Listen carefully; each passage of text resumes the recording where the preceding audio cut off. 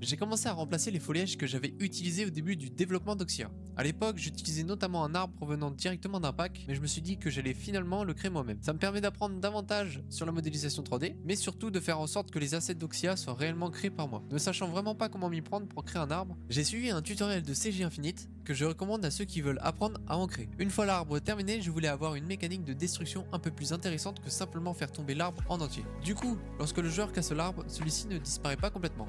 La place du tronc reste au sol, tandis que le reste se transforme en tronc cassé et tombe naturellement. Je trouve ça beaucoup plus intéressant visuellement que de simplement faire tomber l'arbre. Pour permettre au tronc de tomber correctement, j'ai uniquement gardé la collision sur le tronc de l'arbre. Comme ça, le tronc cassé peut tomber sans être bloqué par les feuilles ou les autres arbres autour. J'ai également ajouté une collision arrondie à l'extrémité du tronc cassé. Comme cette partie est arrondie, le tronc ne reste pas simplement posé à la verticale et finit naturellement par tomber sur le côté. Et maintenant, j'aimerais avoir votre avis sur un détail. Est-ce que je devrais permettre au joueur de casser également la base du tronc ou faire en sorte qu'elle disparaisse automatiquement après quelques secondes? Dites-moi ce que vous préférez en commentaire. J'en ai aussi profité pour remplacer l'ancienne bûche que j'avais récupérée sur internet. Voici la nouvelle bûche, entièrement réalisée par moi. Et pour le prochain devlog, je vais continuer cette refonte des assets d'Oxia avec le nouveau foliage d'herbe, ainsi que les différents rochers que j'ai également remplacés par mes propres modèles. N'hésitez pas à vous abonner pour suivre l'avancée d'Oxia.